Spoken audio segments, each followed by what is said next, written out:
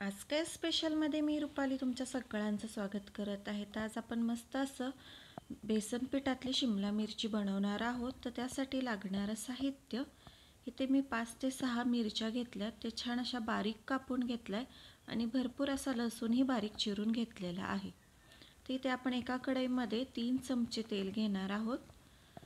सुक्कं बेसन म्हटलं की त्याला थोडंसं जास्तच तेल लागतं आणि 1 ते 1.5 चमचा जिरे मोहरीची फोडणी करून घालून घेतली आहे. जिरी मोहरी छान तडतडली की आपण त्यात भरपूर असा जो लसूण बारीक चिरून घेतला होता तो घालून घ्यायचा आहे. लसणाने ह्या बेसनाला खूप छान अशी टेस्ट येते. आता थोडासा गोल्डन ब्राऊन कलरचा लसूण झाला की आपण त्यात शिमला मिरची जी बारीक चिरून घेतलेली ती घालून घ्यायची. शिमला मिरची सहसा अशी खाल्ली जात नाही, खात नाहीत मुलं. तर असं बेसन करा, खूप छान लागतं आणि प्रवासातही उपयोगी येतं. 2 दिवस टिकतं हे. तर आपण ही बारीक चिरलेली शिमला मिरची ह्यात घालून घेतली आहे आणि तेही छान असं तेलात परतून घ्यायची. शिमला मिरची एका वाफेवरच होते, तिला जास्त शिजायला टाईम लागत नाही. ते आपण 1 चमचा हळद, 1 मोठा चमचा लाल तिखट टाकले आणि चवीनुसार मीठ टाकायचं आहे. इथे मी मीठ 2 चमचे वापरले, माझा छोटा चमचा आहे. आणि आता हे छान मिक्स करून घ्यायचं आहे. शिमला मिरची लगेच तेलात शिजते, तिला काही खूप शिजवायला लागत नाही. तर इथे पाहू शकता मस्त असा कलर आला आहे. आता आपल्याला जेवढं बेसन करायचं आहे त्याचनुसार आपण इथे पाणी घालायचं आहे. तिथे एकदम मी एका वाटीलाही कमी पाणी वापरलेलं आहे आणि आपल्याला सुक्खं बेसन असल्यामुळे पाणी थोडंसं मी कमीच घातले. आता इथे छान अशी उकळी फुटली आहे. मी 1 वाटी बेसन पीठ घेतलेलं आहे. आता ह्यात जेवढं बसेन तेवढं मी बेसन पीठ थोडं थोडं करून घालणार आहे हाताने. तसं आता हाताने थोडं थोडं ते पसरत जायचं आणि एका हाताने छान ते गाठी मोडत जायच्या, म्हणजे आपल्या बेसन पिठाच्या अजिबात गाठी होत नाहीत.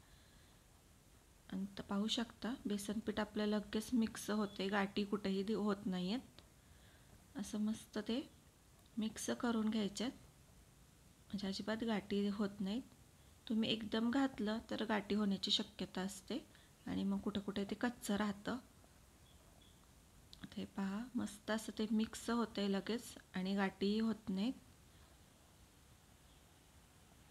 आता इथे मी पूर्ण 1 वाटीचं बेसन पीठ वापरलेलं आहे. छान असं ते मिक्स करून घ्यायचं आहे, गाठी राहता कामा नये.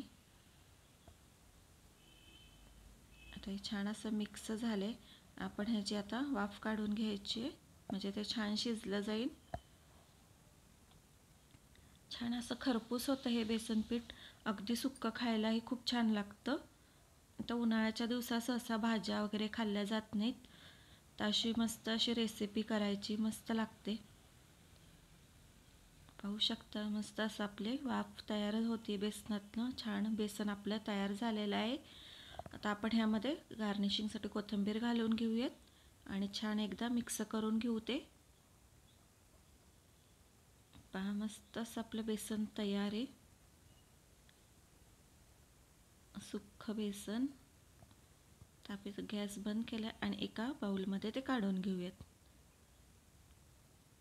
पहा मस्त असं झणझणीत चमचमीत आपलं शिमला मिरचीतलं बेसन तयार आहे. तुम्हाला जर ही रेसिपी आवडली असेल तर चॅनलला लाईक, शेअर आणि सबस्क्राईब करा.